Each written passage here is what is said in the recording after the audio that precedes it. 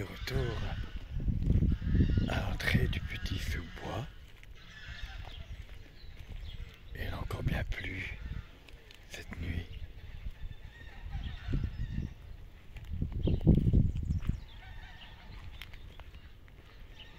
Et c'est même à certains endroits imbibé d'eau. D'ailleurs, la terre ici ne peut plus contenir d'eau. C'est beaucoup trop. Surtout pour les plantes vivaces.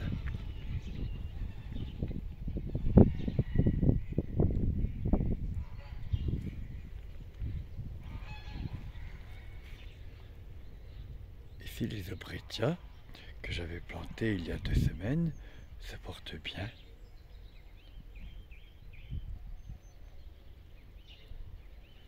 Qui accompagnent les muscaries et les alices jaunes. Et il y a aussi des petites pensées.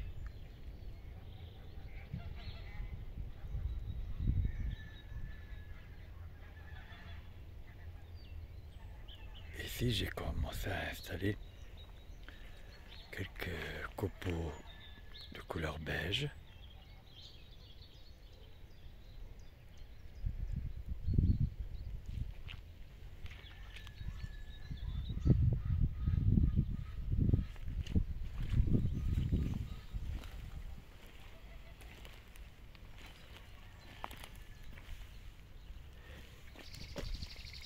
Et il y a ici aussi des phlox de rampant.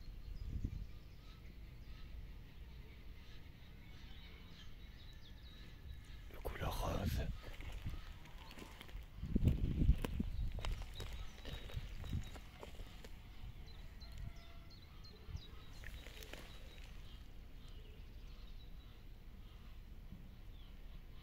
Les Obretia violets ici accompagnent les tulipes rouges.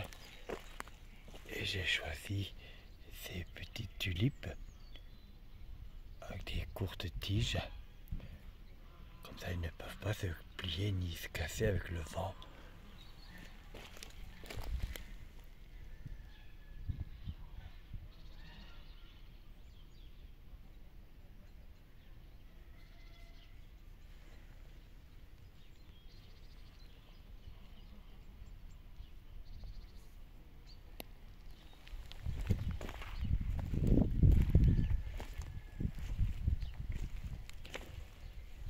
Il y en a encore un peu plus loin.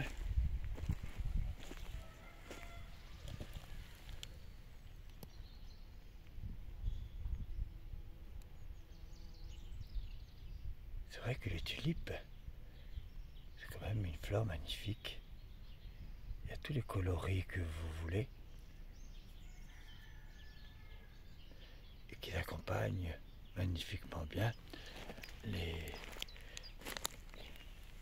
jacinthes des bois ici. Des jacinthes sauvages.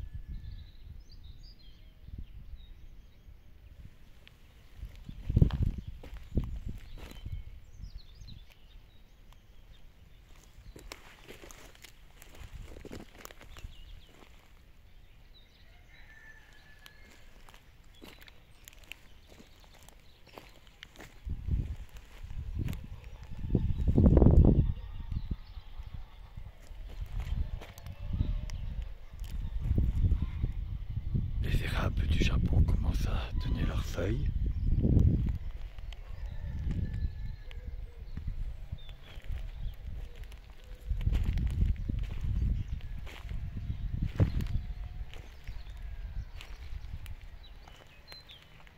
Ici, il y a encore des magnifiques tulipes qui longent le petit chemin.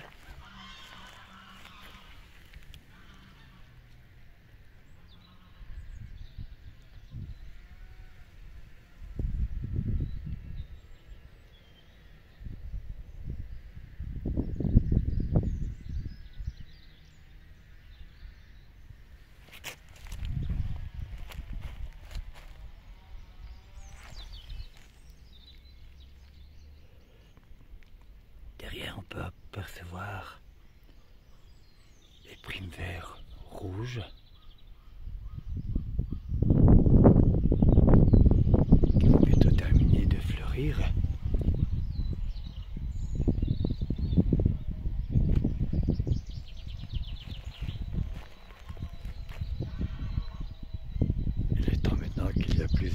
soleil.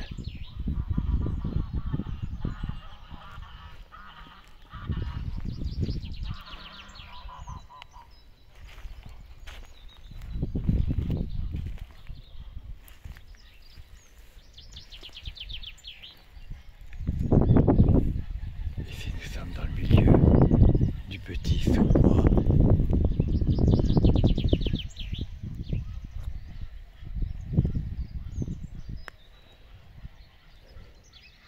Je voulais vous montrer aussi les différents géraniums vivaces, regardez comme celui-ci, qui joue un rôle essentiel aussi pour ceux qui ont un jardin et qui ne veulent pas être embêtés avec les mauvaises herbes. Il faut planter des couvre-sols. Comme ici, ce magnifique géranium vivace, très odorant. Il va commencer à fleurir. La semaine prochaine, il sera sûrement tout en fleurs. Et les graines, des mauvaises herbes, des orties ou autres fleurs sauvages ne peuvent pas s'installer ici.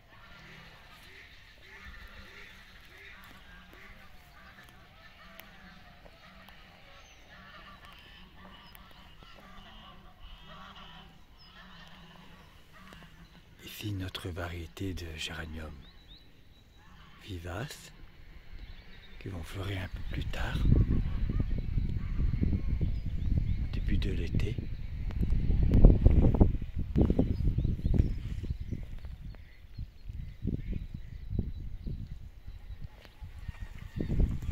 Une fois que ça forme un coussin comme ça, après 2 ans, plus aucune graine ne peut pousser aux alentours. Comme cette plante qui peut être envahissante aussi, mais qui ne me dérange pas ici. Ça fait très joli et ça donne un petit peu de couleur. Après il y a toutes des graines d'ortie comme ça qu'on ne les voit pas et ils volent un peu partout. J'en retrouve partout dans le petit sous-bois.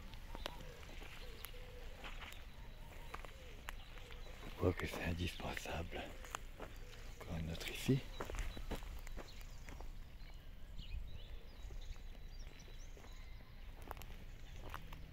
Et de loin, qu'est-ce que ça donne? Et je voudrais justement faire la même chose dans la deuxième partie du petit sous-bois. Vous voyez ici notre variété, très odorant aussi, à plus petites feuilles.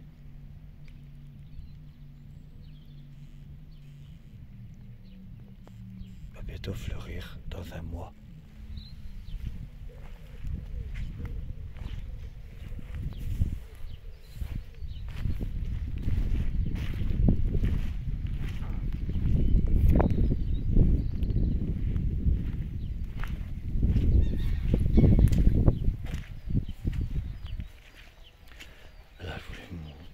Mon travail de cette semaine où j'ai planté tous les cornouillers. Et regardez ici tout ce qu'il y a encore plus. Maintenant il faut qu'il ne pleuve plus et que l'eau puisse aller en profondeur. Ici c'est tout un groupe de cornouillers Fiberica à bois rouge. Une autre variété ici.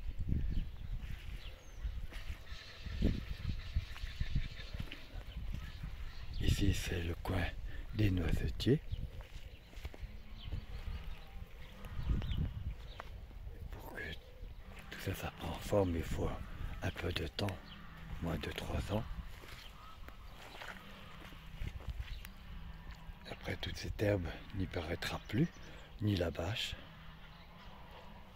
Et je plante aussi des autres couvre-sols, encore des nouveaux géraniums vivaces qui vont faire des coussins. Vous voyez, des astuces qu'on peut trouver en attendant qu'il y ait des copeaux.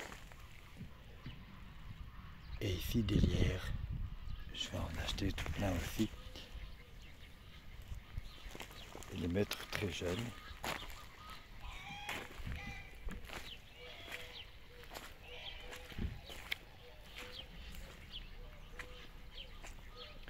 Et ici, je dois aussi encore rajouter de la bâche.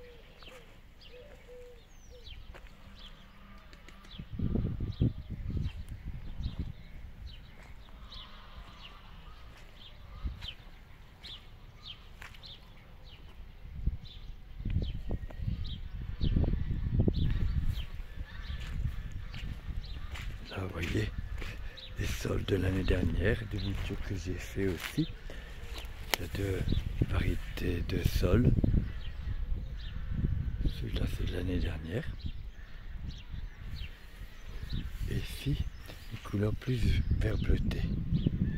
Une autre variété encore. Ici, ce sont des boutures. Regardez l'eau qu'il y a. Et les sols vont pomper l'eau plus tard. Mais ici, ça ne les dérange pas. Et plus loin, il y a un sol pleureur.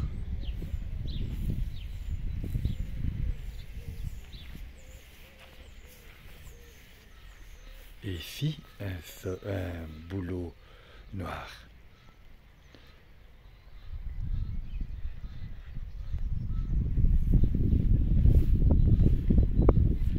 Ils prennent tout son temps avant de donner leurs feuilles. Ils prennent tout leur temps avant de donner leurs feuilles pour certains arbres. Car ils se méfient encore.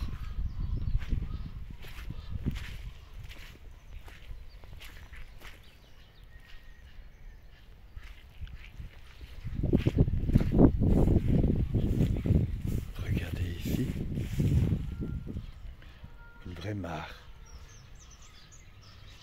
J'ai planté 3 sols, une autre variété.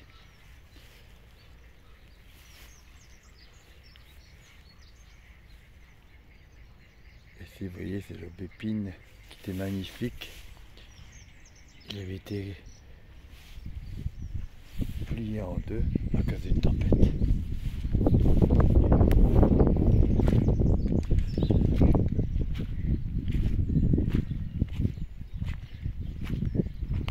J'espère bientôt ne plus voir cette vache. Voilà, mais en attendant que je trouve ou que je ramène des copeaux pour couvrir les bâches, ben je plante un peu partout des plantes rampantes, tapissantes.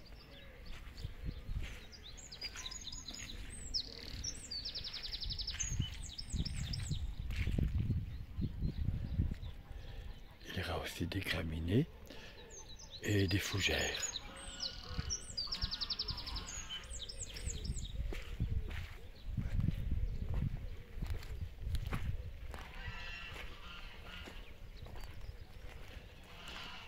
Avant de terminer, nous allons aller admirer les dernières narcisses. Et c'est le narcisse géranium.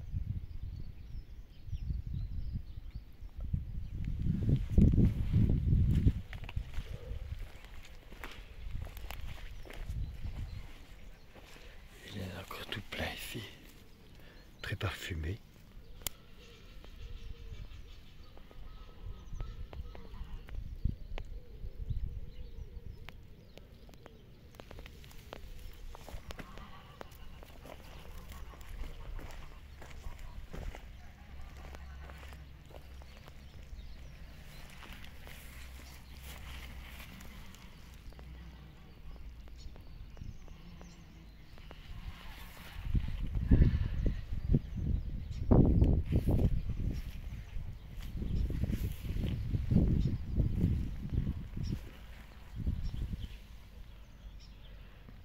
Il y a encore une autre variété ici.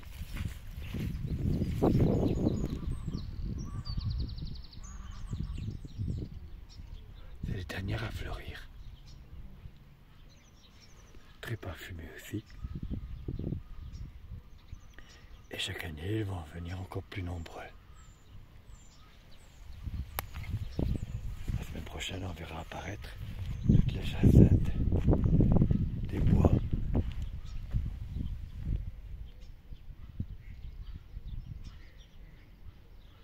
Encore une autre variété qui se termine bientôt de fleurir.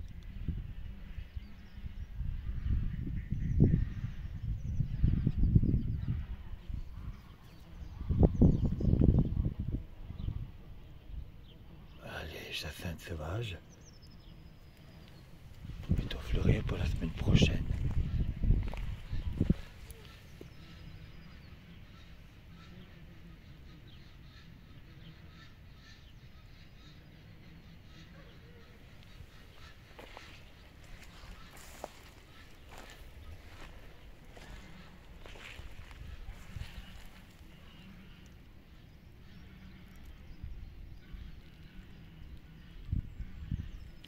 Primes verts de l'année dernière qui réussissent bien, mais après, une fois que les perce-neige, le feuillage des perce-neige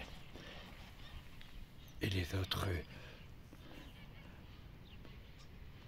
plantes comme les jonquilles disparaîtront, je pourrai commencer alors à nettoyer. Ici, j'attends encore un peu. Comme pour les jacinthes sauvages, il ne faut pas les arracher.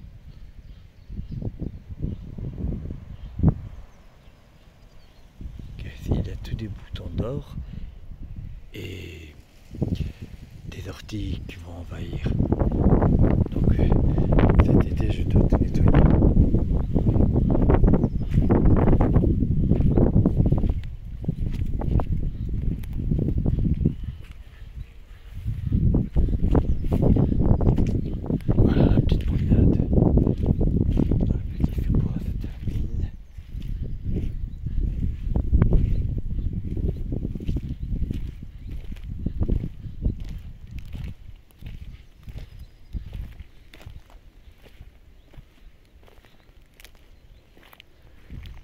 Je vous dis à bientôt sur la prochaine.